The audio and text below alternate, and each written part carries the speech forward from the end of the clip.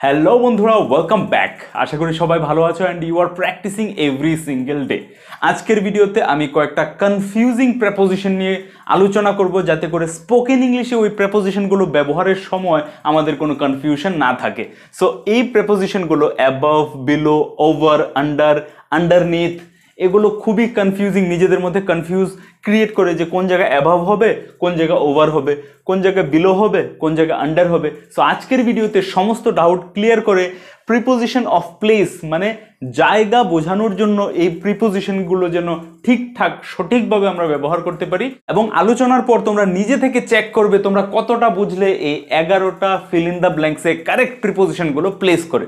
তাহলে এই example cum fill in the ব্ল্যাঙ্কসগুলোতে যাওয়ার আগে আমরা দেখি যে অ্যাবভ, বিলো, ওভার, আন্ডারের মধ্যে ডিফারেন্স কি। অ্যাবভ মানে হচ্ছে উপরে, বিলো মানে হচ্ছে নিচে, আমরা সবাই জানি। ওভার মানে হচ্ছে উপরে, আন্ডার মানে হচ্ছে নিচে, আমরা সবাই জানি। এবার কোথায় কোনটার ব্যবহার হবে? যখনই কোনো সারফেস বোঝাবে, সারফেস যেরকম এই বোর্ডটা, সারফেস যেরকম, সারফেস মানে একটা প্লেন দেওয়াল, দেওয়াল হতে পারে, বোর্ড হতে পারে, মোবাইলের স্ক্রিন হতে পারে, তখনও আমরা অ্যাবাভ বা বিলো ইউজ করি। তাহলে ওভার আর আন্ডার কেন ইউজ করব?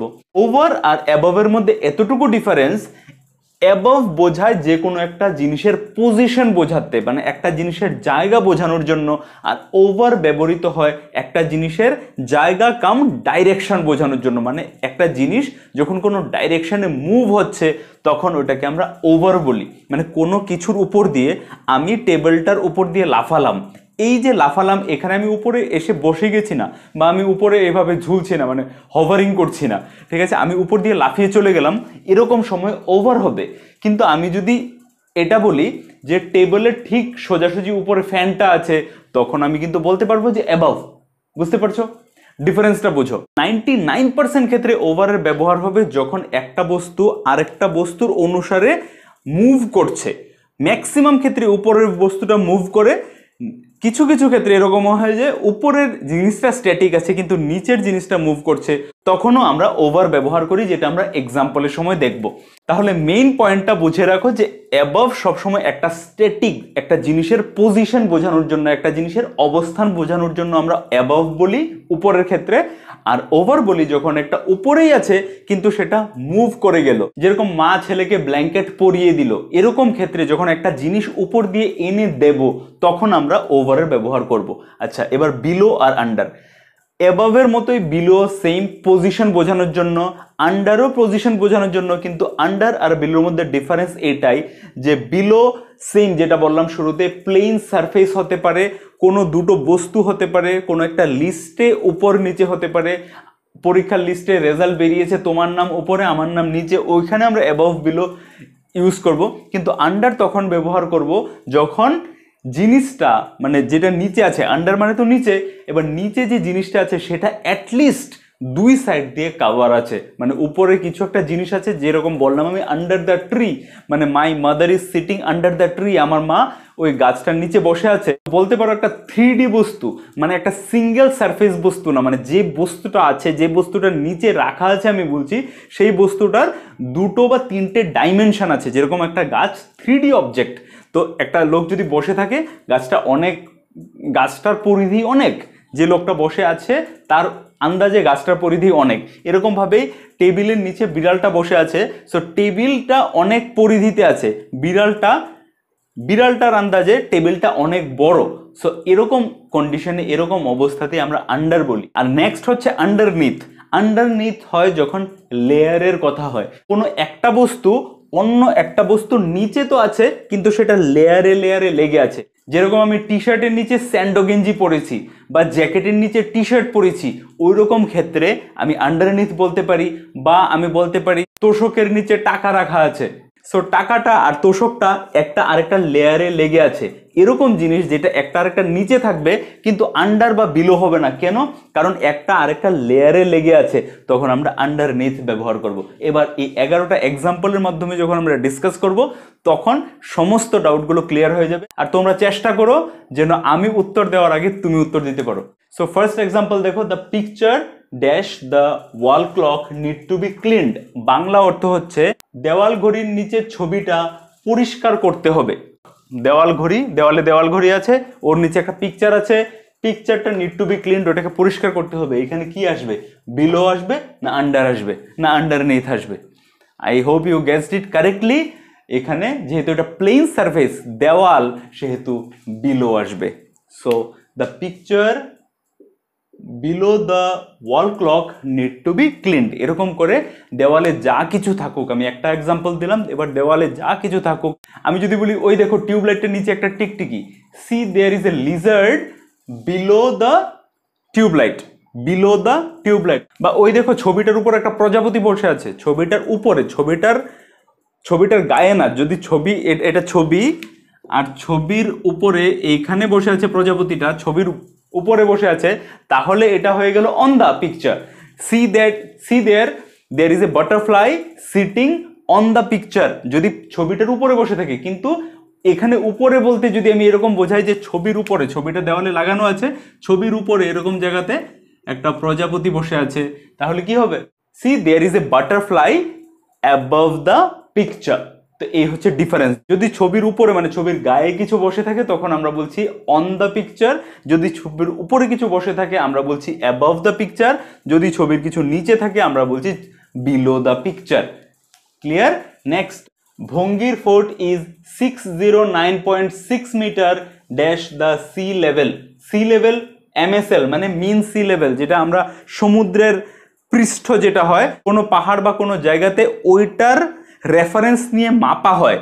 আমরা যখন বলি যে এই জিনিসটা এতটা হাইটে আছে, তার মানে এই না যে ওখানকার যে নিচে রাস্তা আছে বা মাটি আছে ওখান থেকে এতটা হাইট আছে, না। আমরা যখনই বলি যে এই জিনিসটা 5000 ফুট উপরে আছে, তার মানে হচ্ছে মিন সি লেভেল, মিন সি লেভেল থেকে 5000 ফুট উপরে আছে। মেবি ওখানকার যে রাস্তা ওটা থেকে 4000 ফুটই উপরে, কিন্তু মিন সি লেভেলটা হয়তো আরো অনেক নিচে, যেটা সমুদ্রের পৃষ্ঠতল। তো যে কোনো জায়গার যখন আমরা হাইট বলি যে এই জায়গাটা কত হাইটে, ওটা মিন সি লেভেল থেকে হয়। সো ভঙ্গির ফোর্ট, যেটাতে আমরা 2 দিন আগে গেছিলাম, খুবই সুন্দর একটা ফোর্ট, যার ভিডিও তোমরা SRP ব্লগসে পেয়ে যাবে। So Bhongir fort is 609.6 metre. এখানে কি হবে? এখানে অ্যাবভ দ্য সি লেভেল হবে না ওভার দ্য সি লেভেল হবে? তাহলে এই সেন্টেন্সে আমরা বুঝতে পারছি যে ভঙ্গির ফুটের অবস্থানের কথা বলা হচ্ছে, ওর পজিশন কোথায় আছে। আর যেখানে পজিশনের কথা বলা হবে সেখানে কি হবে? অ্যাবভ হবে। So above the sea level. Next, your name is dash my name in the list. তোমার নাম আমার নামের উপরেও হতে পারে নিচেও হতে পারে। কি হবে এখানে? ওভার বা আন্ডার হবে নাকি অ্যাবভ বা বিলো হবে? তো এখানেও নাম কোথায় লেখা থাকে? একটা প্লেন সারফেসে একটা লিস্টে থাকে। সে দেওয়ালে লাগানো লিস্ট হোক বা কম্পিউটারের লিস্ট হোক, মোবাইলেতে লিস্ট হোক, বা কোনো লিস্ট না থাকুক, ভার্চুয়ালি জিনিসটা হোক, যে আমি মনে মনে ভাবছি একটা লিস্টের কথা, যেখানে এর নাম উপরে ওর নাম নিচে এরকম আসবে। সো এটা একটা সারফেসে লিস্ট, নামগুলো লেখা থাকে, এই জন্য এখানে অ্যাবভ বা বিলো হবে। সো আমি যদি বলি তোমার নাম আমার নামের উপরে, your name is above my name in the list, তোমার নাম লিস্টে আমার নামের উপরে। আমি যদি বলি তোমার নাম লিস্টে আমার নামের নিচে, তাহলে your name is below my name in the list. Okay, next sentence, there are 60 people in the company working dash me. এখানে বিলো মি না আন্ডার মি? যেহেতু একটা লোকের অনেকটা পাওয়ার বা ক্যাপাবিলিটি আছে, সেহেতু অনেক লোক ওর নিচে কাজ করতে পারছে, এরকম জায়গাতে আমরা আন্ডার ব্যবহার করব। So there are 60 people in the company working under me. I have worn a T shirt dash my jacket. আমি আমার, বাংলাটা হচ্ছে আমি আমার জ্যাকেটের নিচে একটা টি শার্ট পরেছি। I have worn a T shirt dash my jacket. এখানে কি হবে? আমার নিচে, জ্যাকেটের নিচে পরেছি আমি। সো বিলো মাই জ্যাকেট হবে না আন্ডার মাই জ্যাকেট হবে না আন্ডারনিথ মাই জ্যাকেট হবে?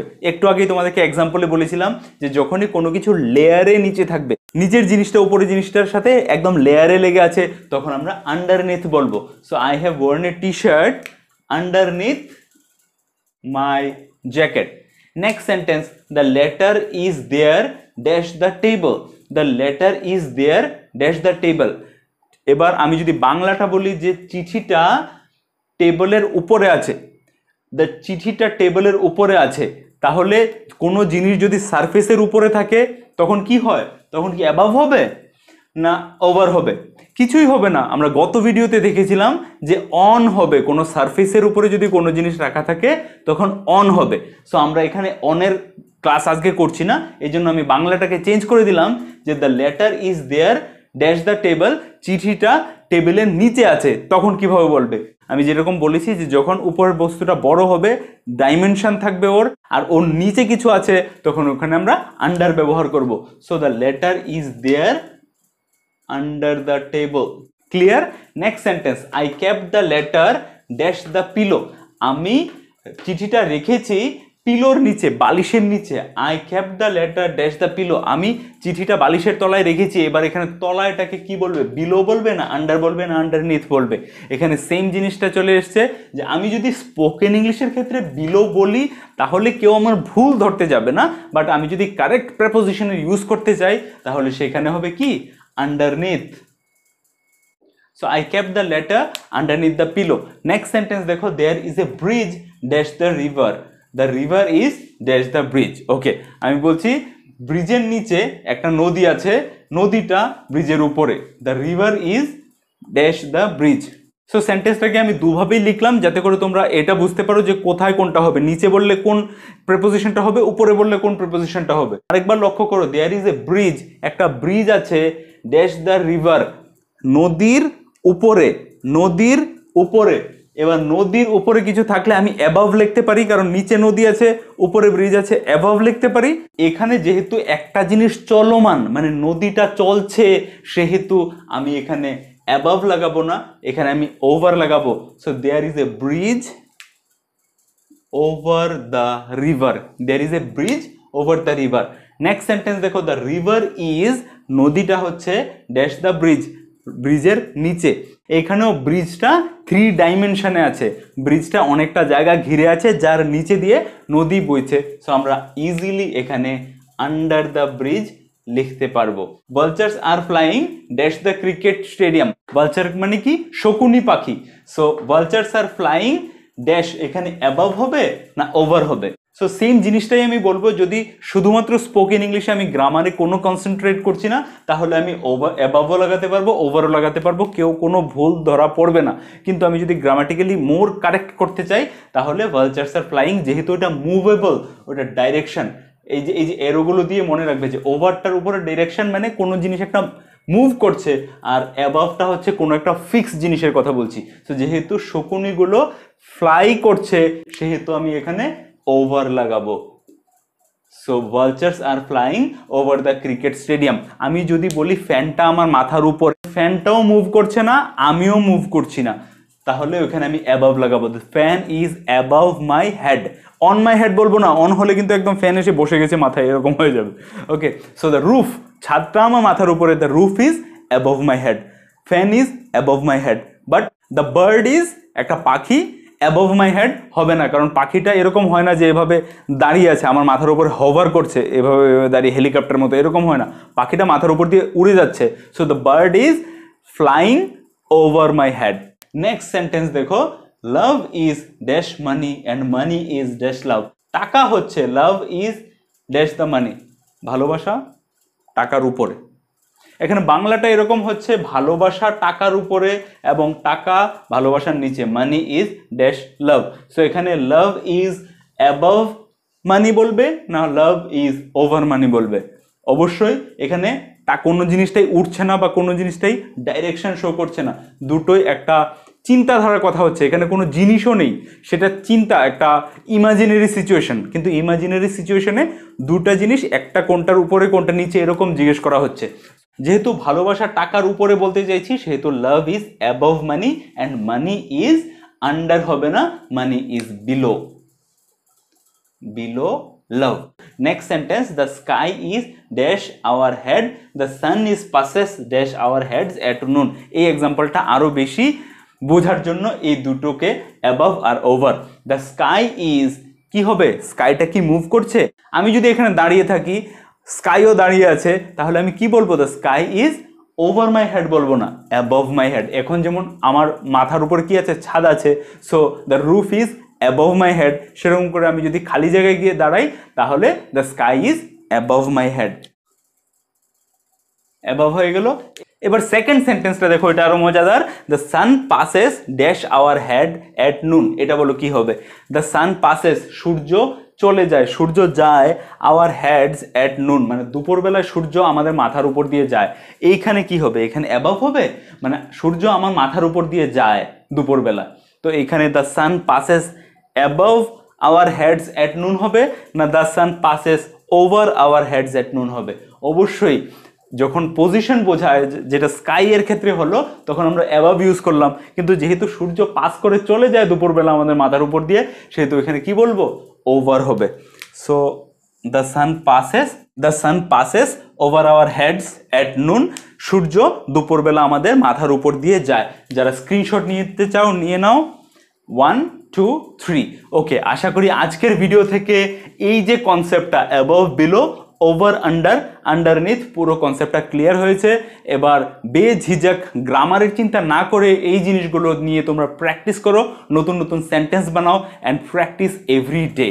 যে কোনো ধরনের কমেন্ট, সাজেশন, কোয়েরি থাকলে নিচে কমেন্ট বক্স খোলা আছে। ভিডিওটা ভালো লেগে থাকলে একটা লাইক করে বন্ধুদের সাথে শেয়ার করে দেবে। দেখা হচ্ছে আবার নেক্সট ভিডিওতে, ততক্ষণের জন্য take care and keep learning.